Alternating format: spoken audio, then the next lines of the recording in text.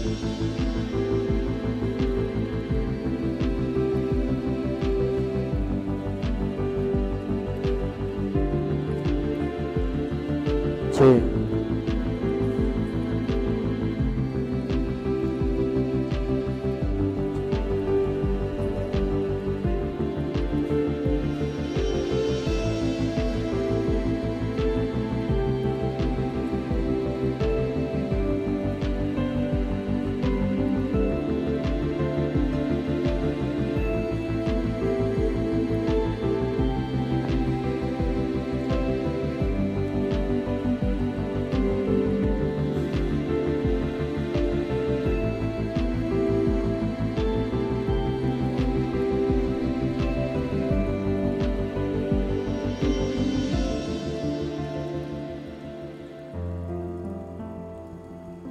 Cek, cek, cek.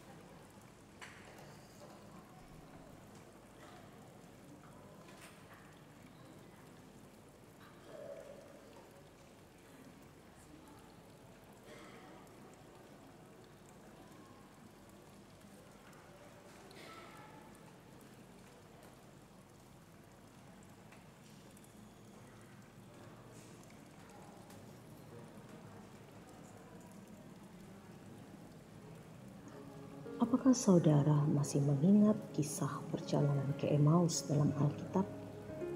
Ketika Kleopas dan seorang temannya yang lain berjalan dari Yerusalem menuju Emmaus dengan perasaan sedih dan gelisah setelah Yesus mati.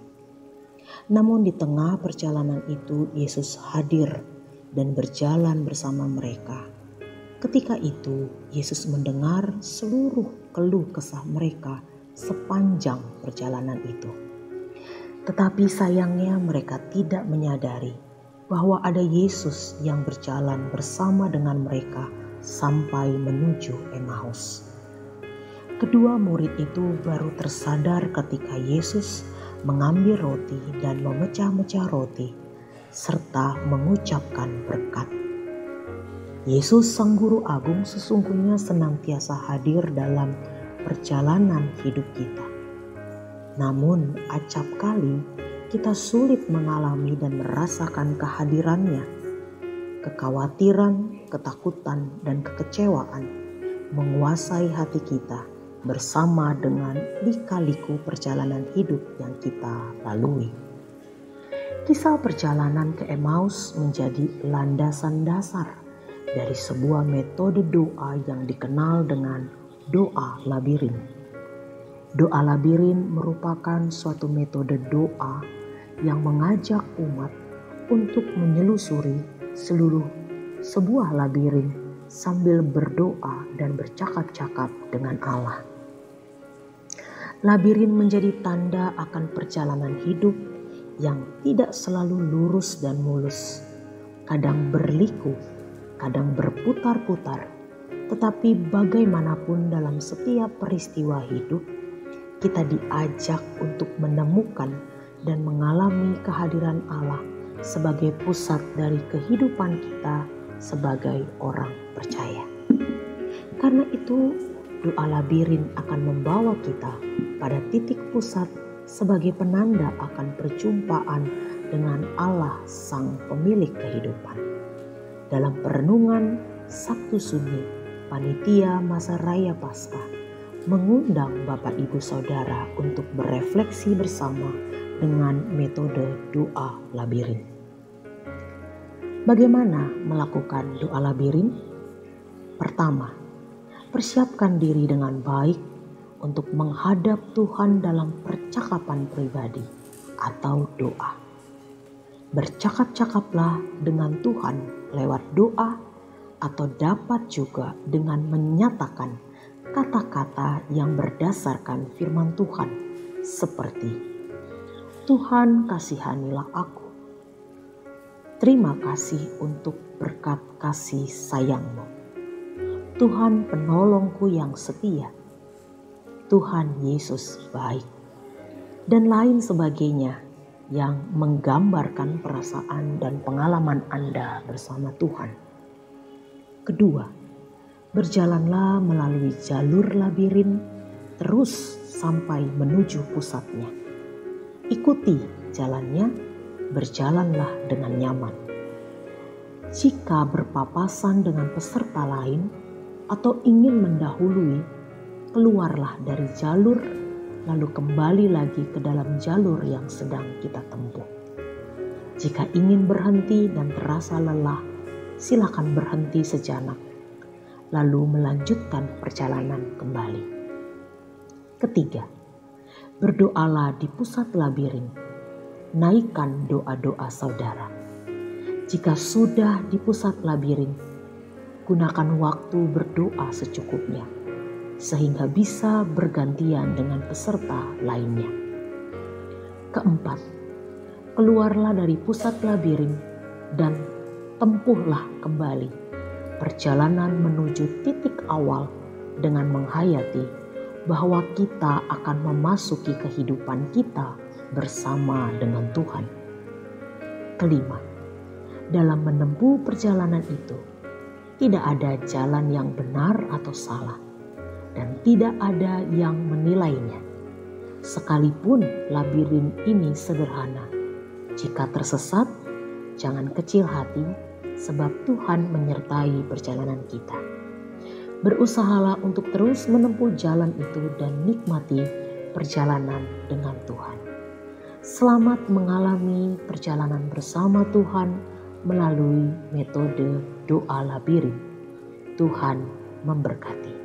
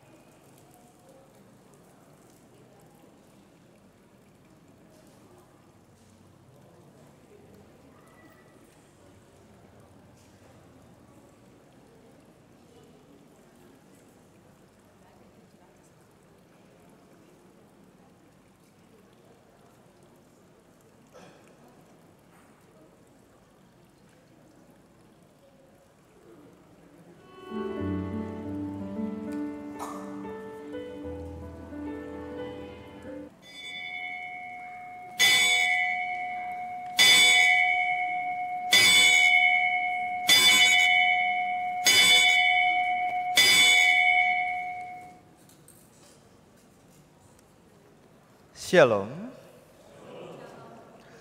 Wata Jemaat, Kamis 28 Maret 2024. Majelis Jemaat mengucapkan selamat datang kepada Bapak Ibu Saudara-saudari sekalian dalam ibadah hari ini. Baik di ruang ibadah ini maupun yang mengikuti ibadah dari rumah secara streaming. Secara khusus kami juga mengucapkan selamat mengikuti ibadah kepada jemaat yang baru pertama kali beribadah di GKI Pasi Gunung ini.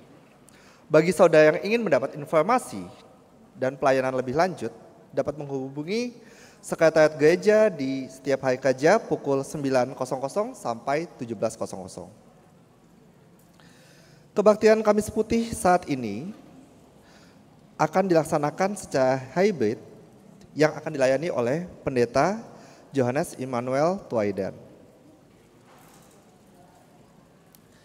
Klinik GKI Pasi Gunung sudah aktif dan dilaksanakan 3 hari kerja. Untuk info selanjutnya bisa menghubungi gereja. Yang terakhir, HP mohon di silent. Untuk menjaga ketenangan beribadah, dimohon selama ibadah berlangsung, HP dapat di silent. Demikian pokok wata jemaat saat ini, Kamis 28 Maret 2024.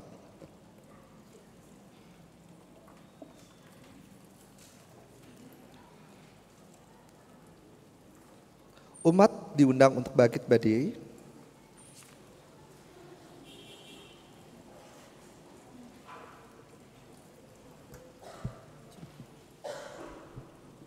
Saudara-saudara yang dikasihi Tuhan, hari ini kita memperingati Kamis Putih.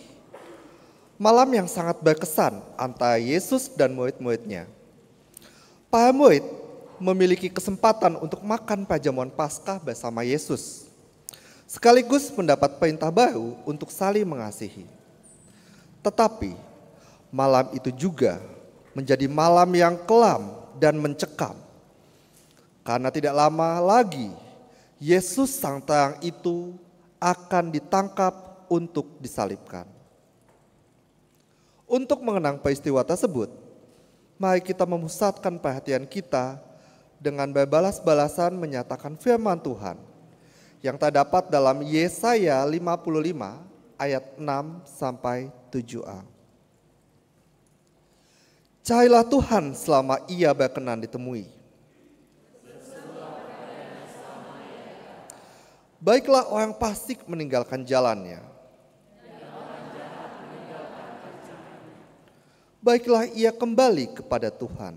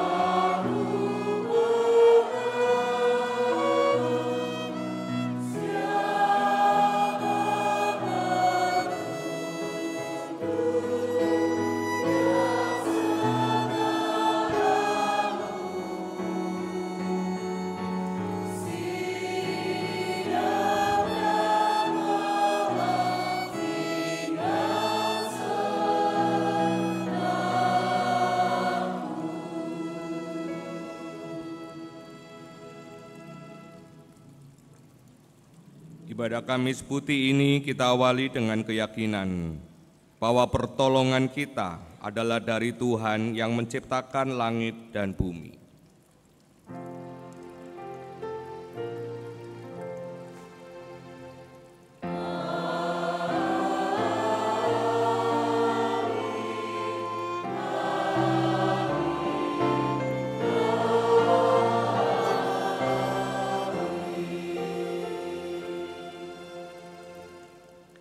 Damai sejahtera besertamu.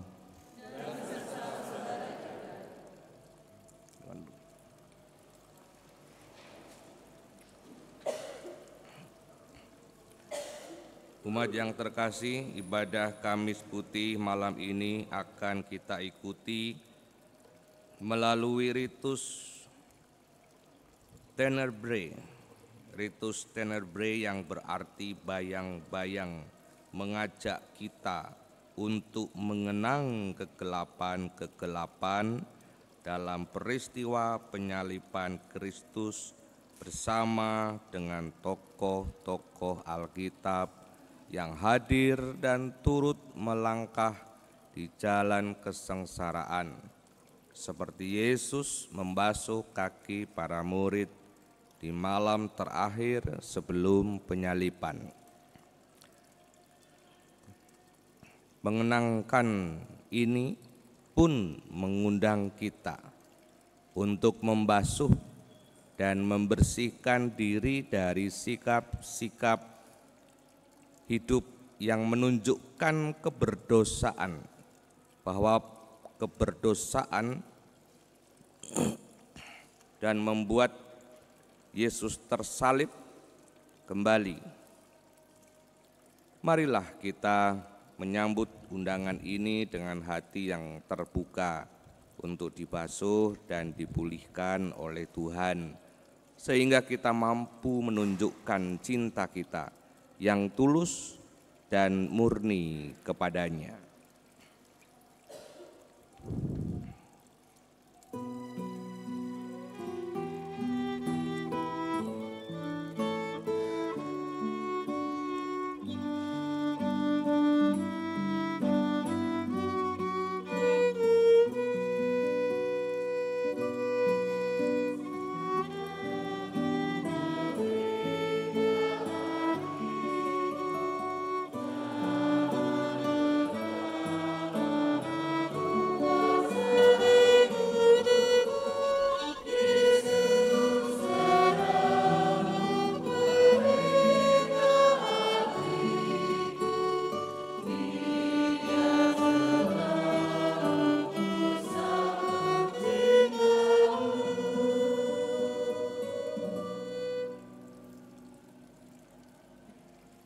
Kita berdoa. Ya Tuhan yang Maha Kuasa, Bapa Sorgawi di dalam Yesus Kristus, saatnya kami akan masuk dalam perenungan akan kasih Kristus. Pimpin kami ya Tuhan, dan biarlah Engkau membuka hati kami supaya kami memahami akan setiap perenungan yang kami ikuti, kami bisa menghayatinya, kami bisa merenungkannya, sehingga kami merasakan bagaimana Tuhan memakai kami, bagaimana kasih Tuhan nyata bagi kami di dalam Yesus Kristus.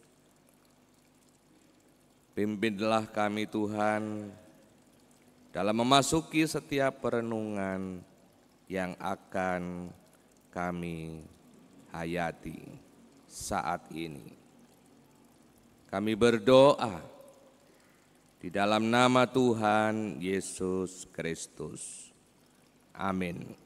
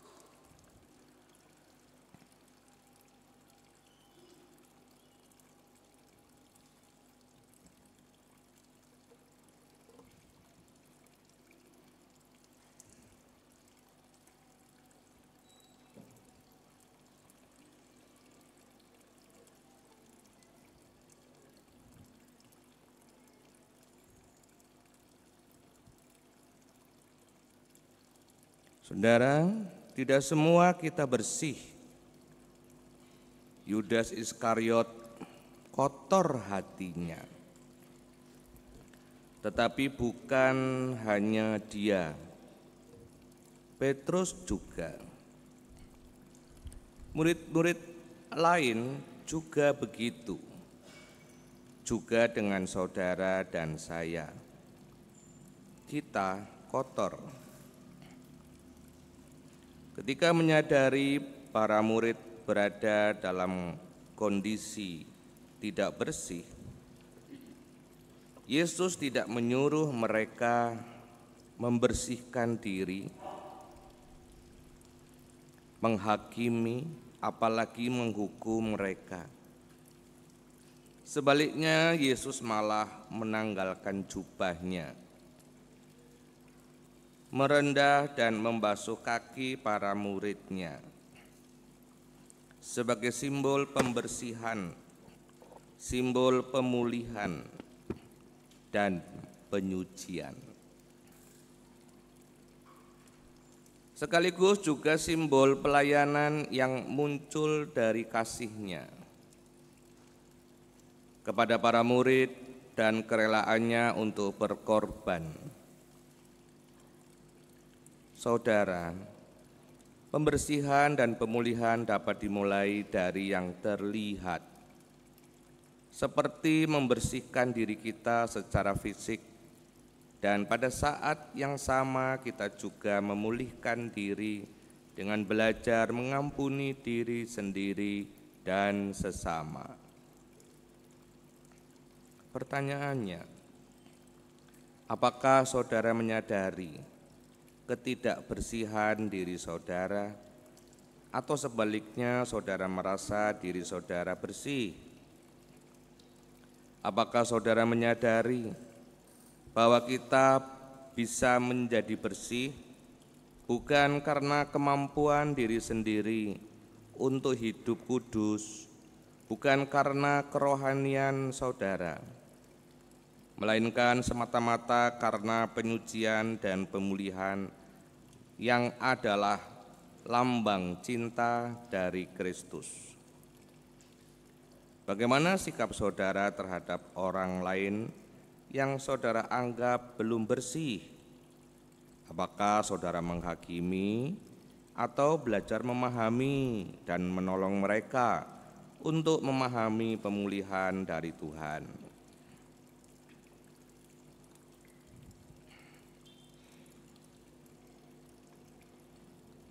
Jemaat dipersilahkan untuk berdoa secara pribadi atas perenungan ini.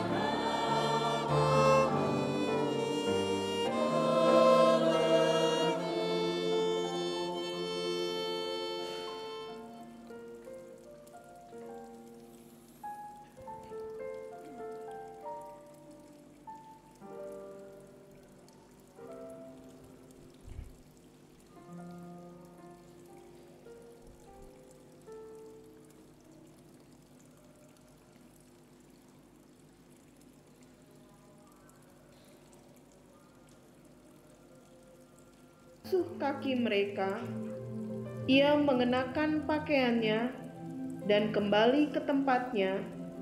Lalu ia berkata kepada mereka, "Mengertikah kamu apa yang telah kuperbuat kepadamu?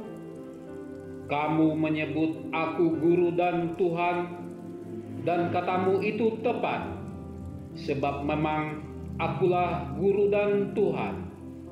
Jadi, jikalau aku membasuh kakimu, aku yang adalah Tuhan dan gurumu, maka kamu pun wajib saling membasuh kakimu.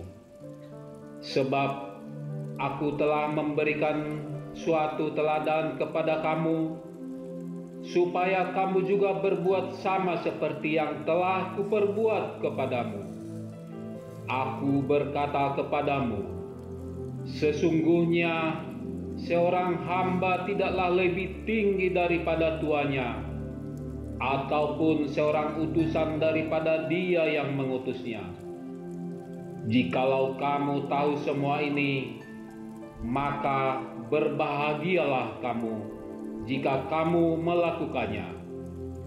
Aku memberikan perintah baru kepada kamu, yaitu supaya kamu saling mengasihi, sama seperti aku telah mengasihi kamu, demikian pula kamu harus saling mengasihi. Dengan demikian, semua orang akan tahu bahwa kamu adalah murid-muridku, yaitu jikalau kamu saling mengasihi."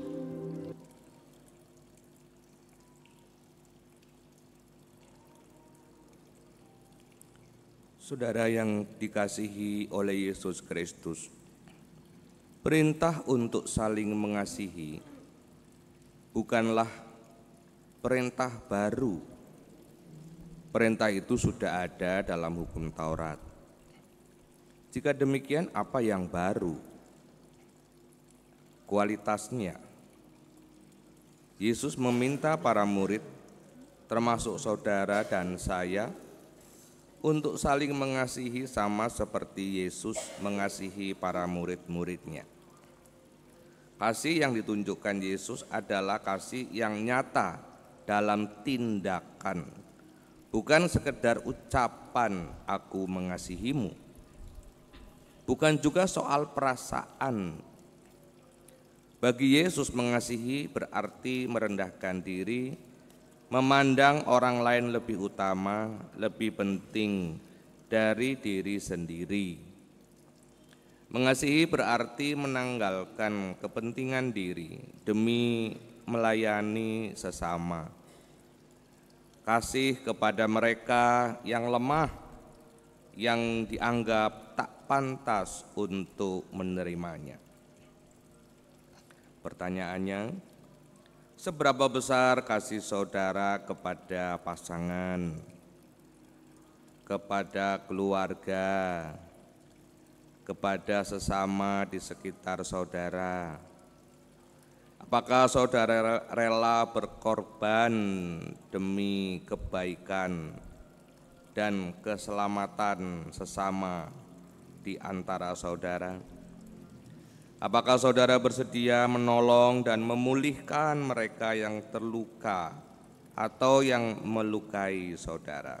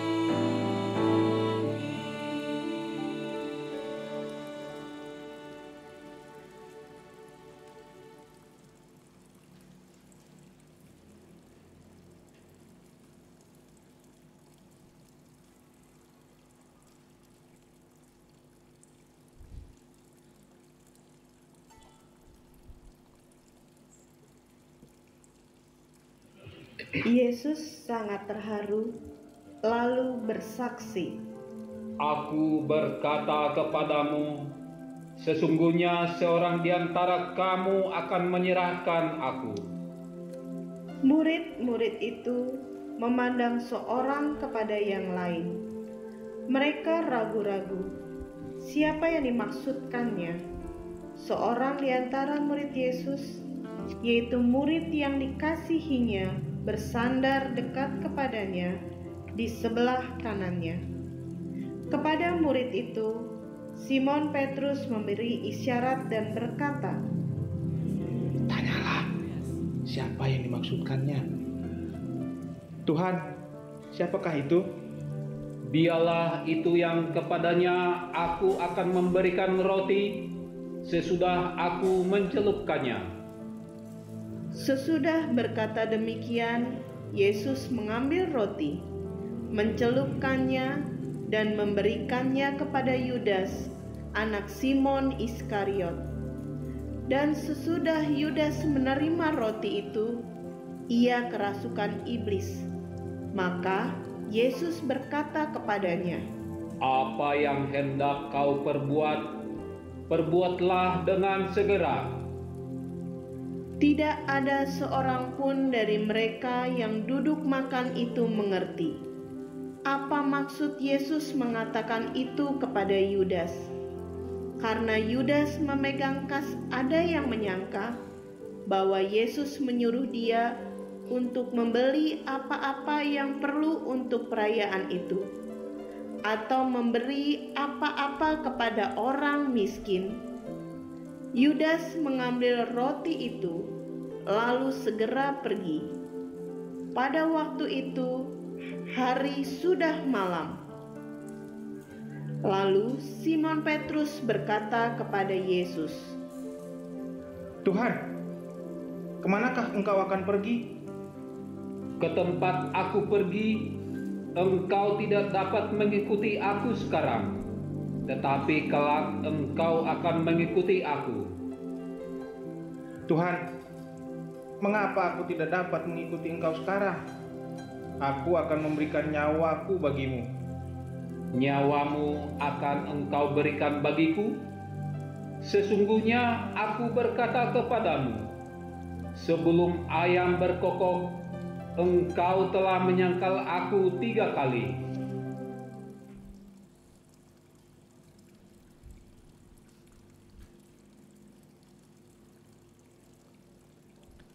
Pada waktu hari telah malam, dan kegelapan hadir dalam diri Yudas Iskariot dan Petrus. Yesus mengetahui hal itu, dan Yesus telah mengingatkan mereka dengan cara yang sangat lembut. Yesus berbisik dalam hati Yudas, namun hatinya telah menjadi beku hanya karena ambisi untuk menjalankan rencana gelapnya.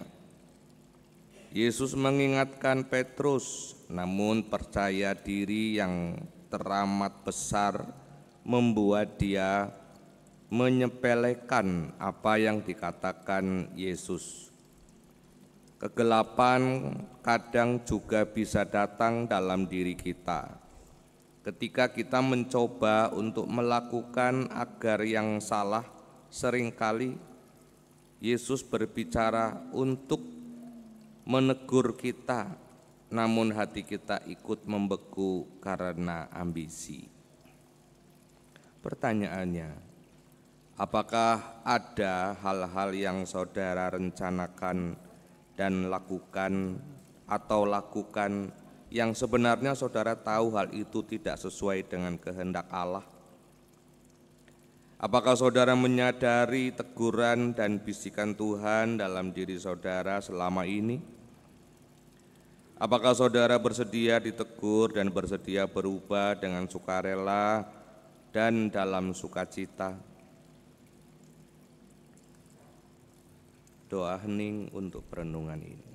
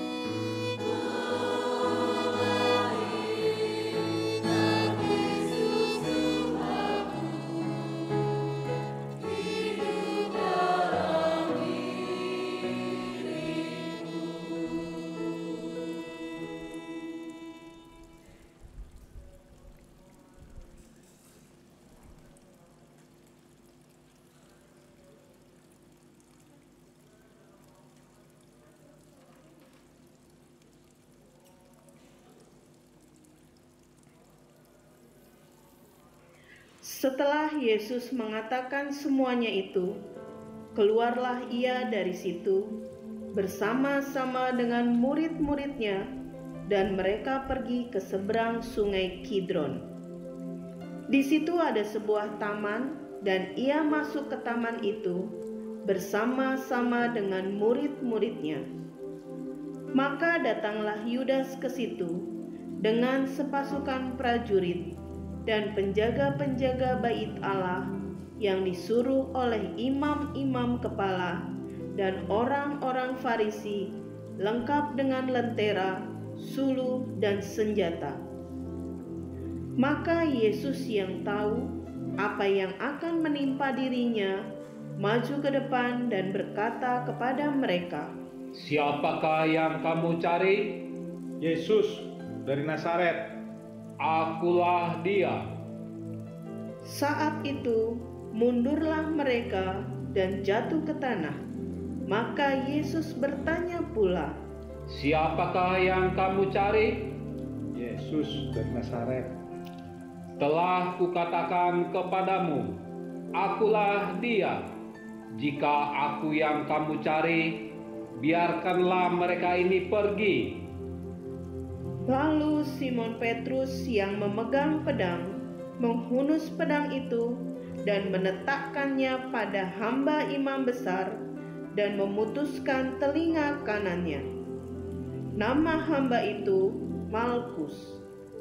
Kata Yesus kepada Petrus, "Sarungkan pedangmu itu. Bukankah aku harus minum cawan yang diberikan Bapa kepadaku?" Simon Petrus dan seorang murid lain mengikuti Yesus. Murid itu mengenal imam besar, dan ia masuk bersama-sama dengan Yesus ke halaman istana imam besar. Tetapi Petrus tinggal di luar, dekat pintu.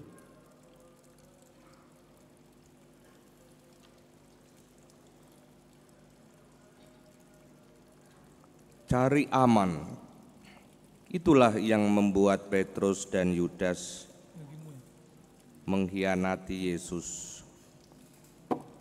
Dalam kondisi terjepit, kepepet, orang lain dikorbankan. Janji setia diabaikan semuanya. Itu dilakukan demi keuntungan diri dan keselamatan pribadi. Berbeda benar dengan sikap Yesus ketika Yesus bersama dengan para murid diserang di Taman Getsemani. Yesus tidak mencari aman. Ia tidak mengorbankan para murid, malah melindungi mereka. Dengan tegas Yesus menyatakan bahwa Ia Yesus yang mereka cari dan meminta agar para murid dibiarkan untuk pergi. Pertanyaannya, pernahkah saudara mengorbankan kerabat atau sahabat saudara demi keuntungan diri sendiri? Pernahkah saudara membiarkan kejahatan atau kesalahan terus terjadi demi kenyamanan diri pribadi? Doa hening untuk perenungan ini.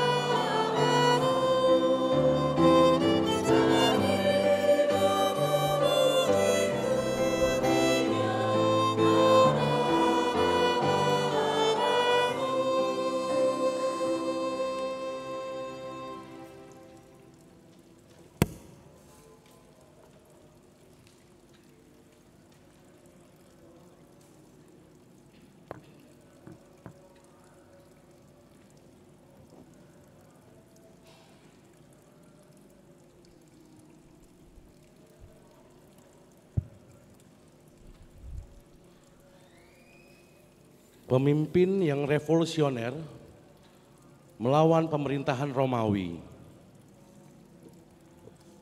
memberontak demi pemerintahan Yahudi. Itulah sosok seorang Mesias yang sangat didambakan oleh Yudas Iskariot. Saat ia dipilih menjadi hambanya, ia percaya bahwa Yesus adalah sosok yang sangat ia dambakan.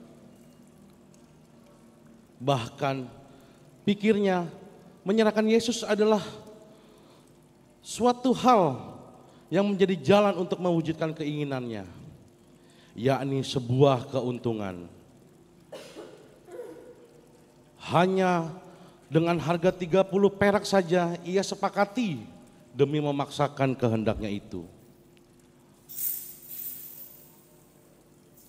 Tak pernah disangka pula kehendaknya itu pun justru membuat Yesus sebagai Mesias yang dibawa kepada kematian.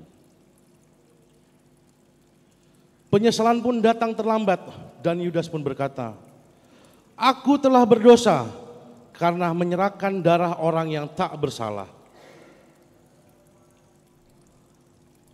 Oleh karena ia memaksakan kehendak dirinya dan mengabaikan kehendak Tuhan, Yudas Iskariot mengakhiri kehidupannya dengan penuh kemalangan. Yudas Iskariot dikenal sebagai pengkhianat.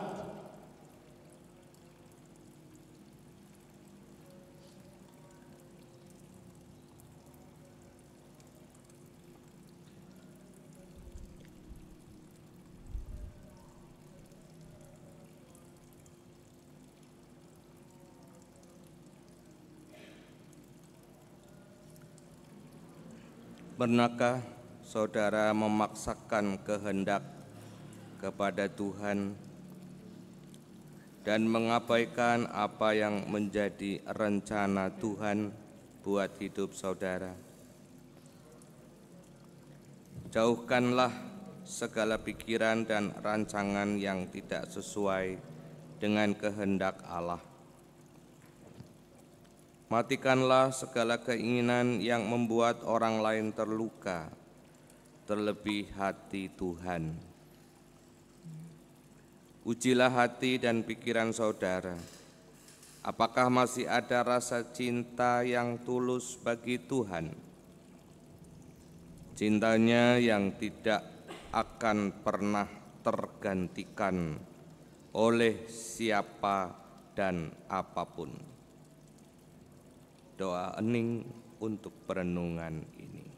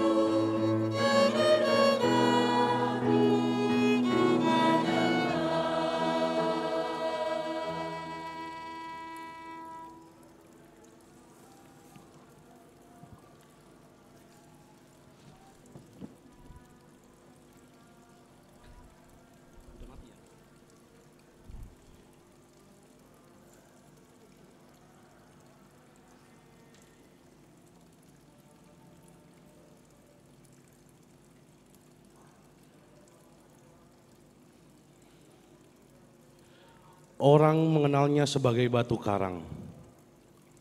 Bagai batu karang yang tetap kokoh meski dihantam badai dan ombak. Meski selalu menunjukkan imannya yang tidak mudah goyah, dia adalah Simon Petrus. Saat gurunya berjalan di atas air, dia nekat mengikutinya. Dan ketika orang-orang meragukan Sang Mesias, dia dengan percaya diri mengatakan, "Engkau adalah anak Allah yang hidup." Saat Yesus menyampaikan tentang penderitaannya, dia dengan gagah mengatakan, "Meskipun semua terguncang imannya karena Engkau, aku sekali-kali tidak." Bahkan ketika Yesus ditangkap dan semua murid pergi, tidak dengan Petrus, ia tetap tinggal, bahkan dengan berani dia menghunuskan pedang yang berakibat terputusnya telinga dari salah satu prajurit yang hendak menangkap Yesus. Imannya tampak kuat dan kokoh, sangat ideal sebagai murid Yesus. Namun manusia tetaplah manusia, terbatas dan tak sempurna. Cerita selanjutnya menjadi sejarah yang tak pernah terlupakan, di mana dia menyangkal Yesus sebanyak 3 kali sebelum ayam berkokok. Seseorang yang tampak kuat imannya ternyata tidak luput dari kerapuhan. Seseorang yang idealis ternyata terpaksa bersikap realistis karena ketidaksempurnaan. Namun Allah tetap memakai Simon Petrus untuk meneruskan pelayanannya di tengah dunia.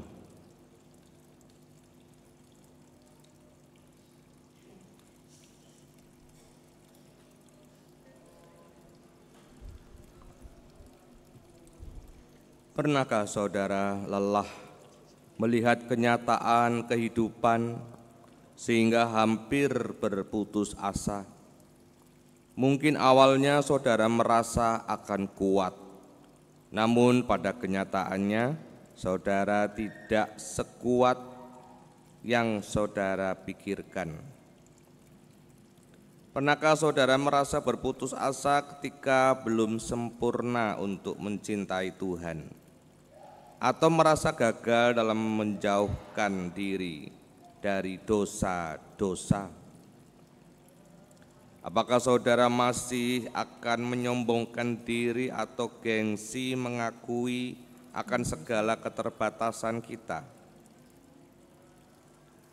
Saudara tidak bisa terus-menerus merasa kuat dan sempurna dalam hidup ini.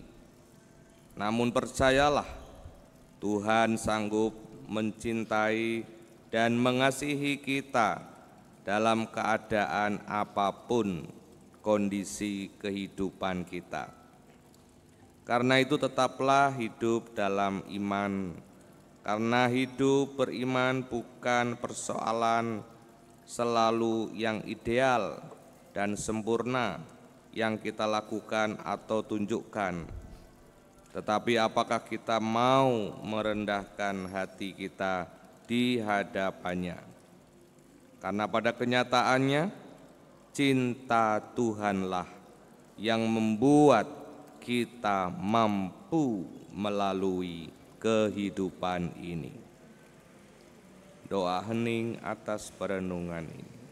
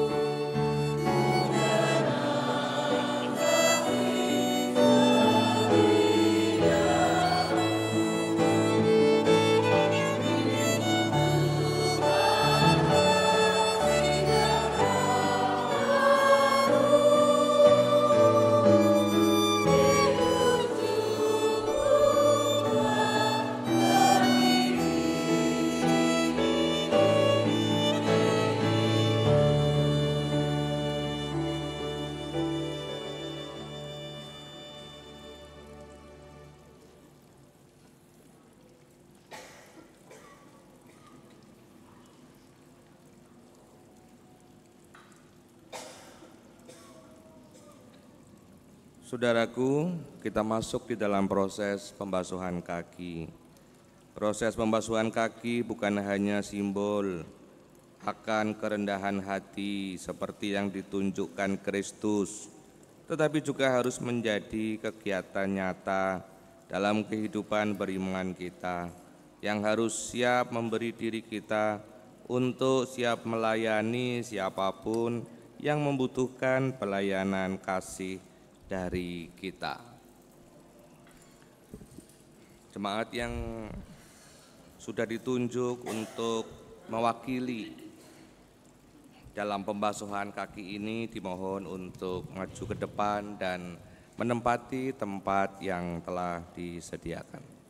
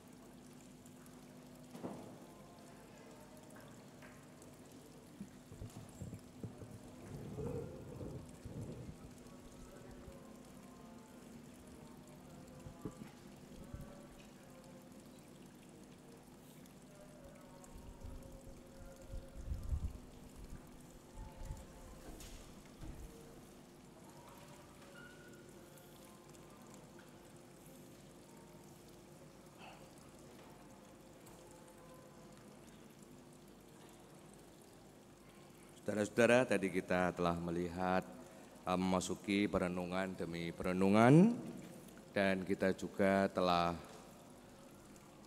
melakukan proses pembasuhan kaki secara simbolis, di mana mengikuti teladan Yesus menuangkan air lalu membasuh kaki murid-muridnya.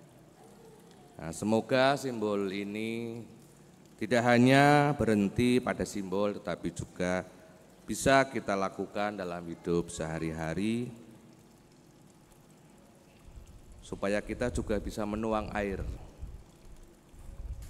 Jangan hanya menuang air pada waktu pembasuhan kaki, tetapi menuang air untuk bikin kopi atau teh untuk pasangan kita rada sulit.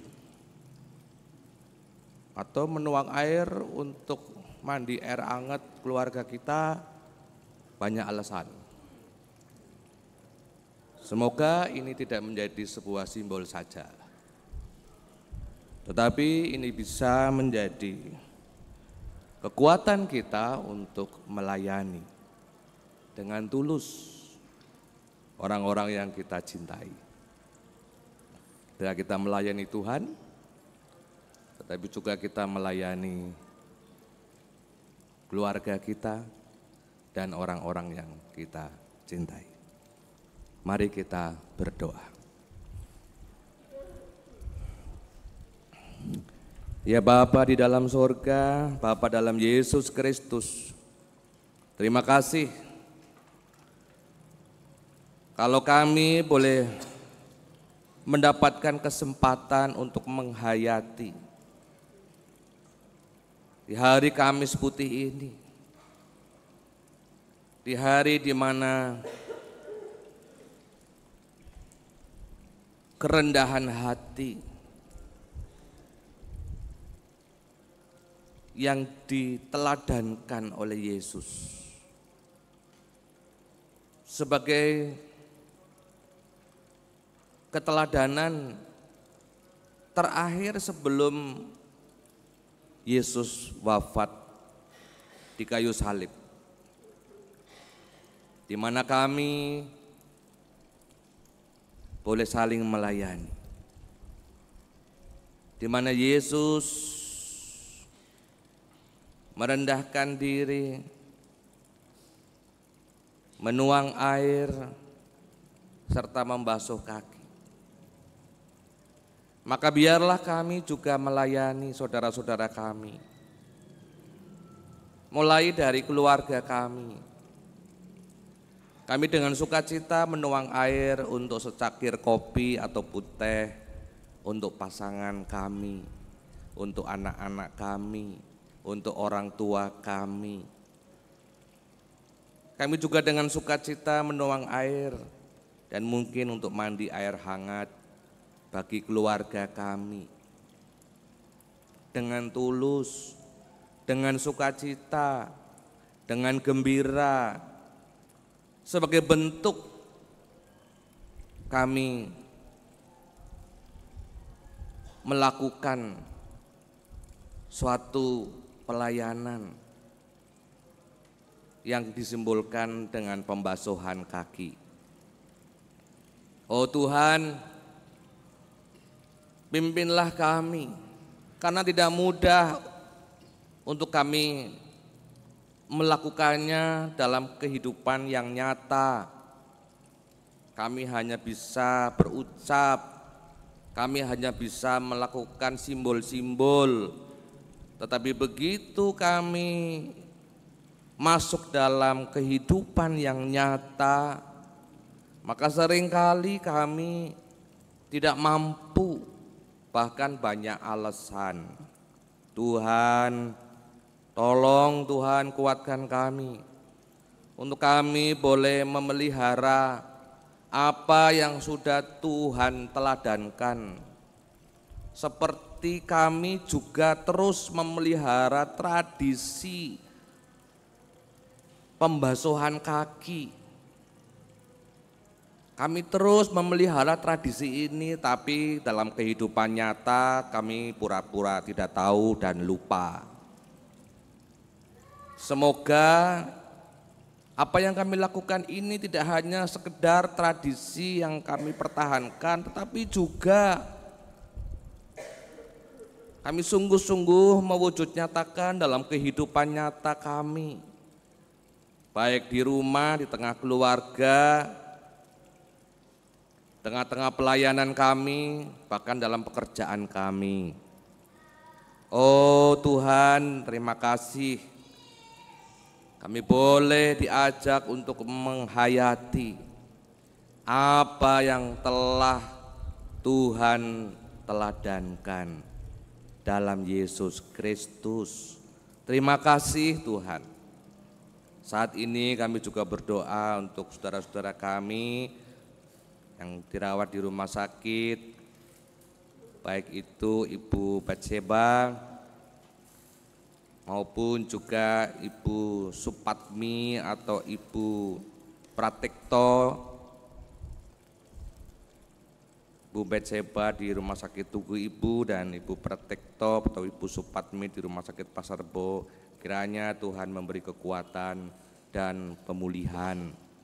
Kami juga berdoa untuk keluarga dari almarhum Bapak Sende, di mana hari ini Pak Sende Tuhan jemput kembali ke pangkuan Bapa di sorga. Dan kami berdoa agar Tuhan memberi kekuatan buat keluarga yang ditinggalkan. Karena Bapak Sende juga ikut ambil bagian dalam pembentukan jemaat mula-mula di GKI Palsi Gunung. Oh Tuhan, terima kasih. Kami juga menyerahkan diri kami masing-masing, setiap kami yang ada dalam ruangan ini. Kiranya roh Tuhan juga boleh turun atas kami masing-masing. Roh Tuhan boleh mengalir dan boleh menjamah serta mengurapi setiap kami. Sehingga kuasa Yesus menaungi kami. Kasih Yesus menguatkan kami untuk melakukan apa yang Bapa kehendaki dalam hidup kami masing-masing. Oh Tuhan, jamahlah kami. Yang lemah Engkau kuatkan, yang lelah Engkau segarkan.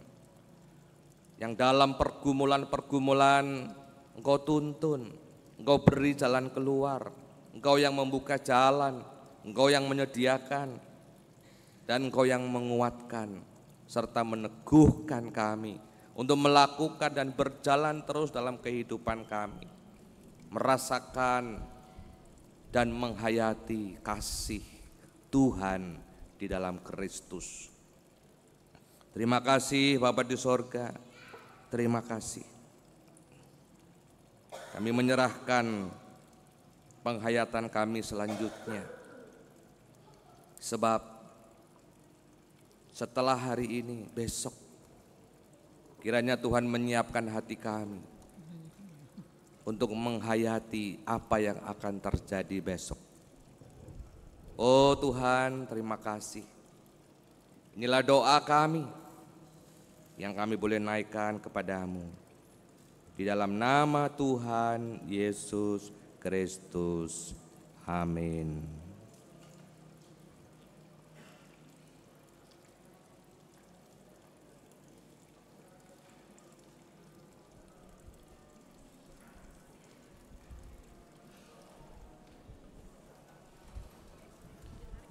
Saatnya kita masuk ke dalam liturgi persembahan. Tuhan telah memberikan yang terbaik bagi kita. Marilah kita juga memberikan yang terbaik baginya. Firman-Nya mengatakan, sebab aku menyukai kasih setia dan bukan korban sembelihan, dan menyukai pengenalan akan Allah lebih daripada korban bakaran. Hosea 6 ayat 6.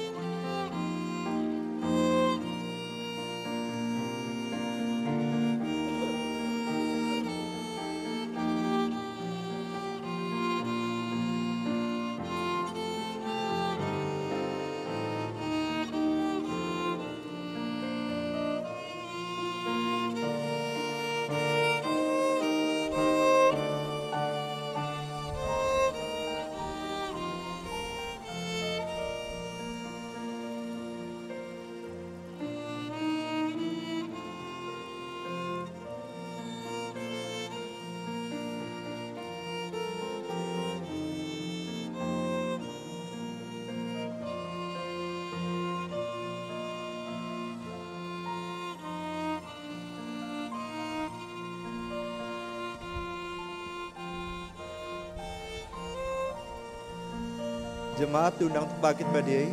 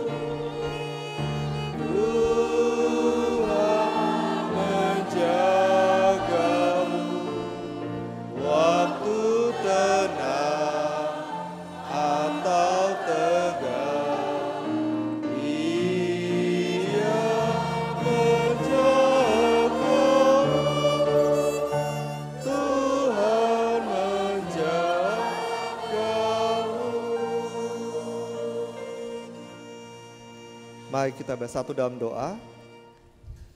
Ya Tuhan Allah, Bapa kami dalam surga, sungguh bersyukur ya Tuhan, kami saat ini boleh datang ya Tuhan ke hadirat-Mu ya Tuhan. Memaknai ya Tuhan arti dari Kamis Putih ya Tuhan. Dan saat ini ya Tuhan kami ingin mempersembahkan ya Tuhan berkat yang boleh Engkau berikan kepada kami ya Tuhan. Berkatilah setiap yang kami berikan ini ya Tuhan untuk kemuliaan nama-Mu ya Tuhan. Berkati juga setiap kami yang memberikan persembahan ini ya Tuhan, agar kiranya Engkau berkati kami dengan lebih lagi ya Tuhan. Dan persembahan ini boleh menjadi yang terbaik untuk kemuliaan nama-Mu di gereja ini ya Tuhan. Terima kasih ya Tuhan. Ini doa kami, di dalam nama Tuhan Yesus kami berdoa dan mengucap syukur. Haleluya. Amin.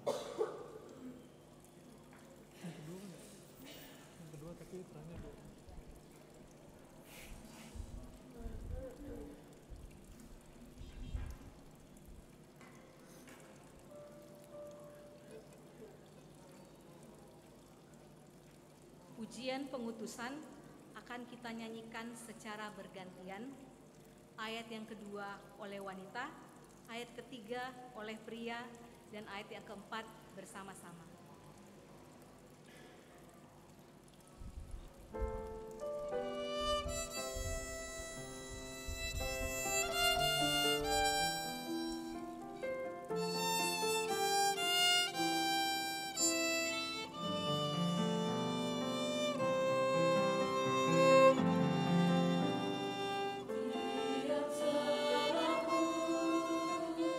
Dosa-dosaku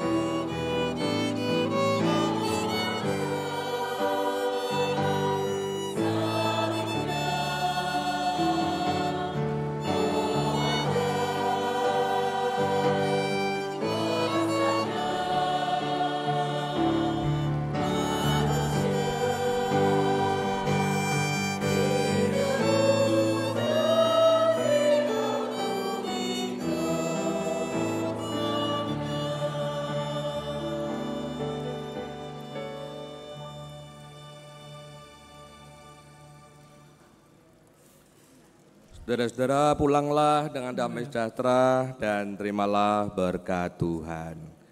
Tuhan memberkati engkau dan melindungi engkau. Tuhan menyinari engkau dengan wajah-Nya dan memberi engkau kasih karunia. Tuhan menghadapkan wajah-Nya kepadamu dan memberi engkau damai sejahtera. Di dalam nama Yesus Kristus. Amin. Amin.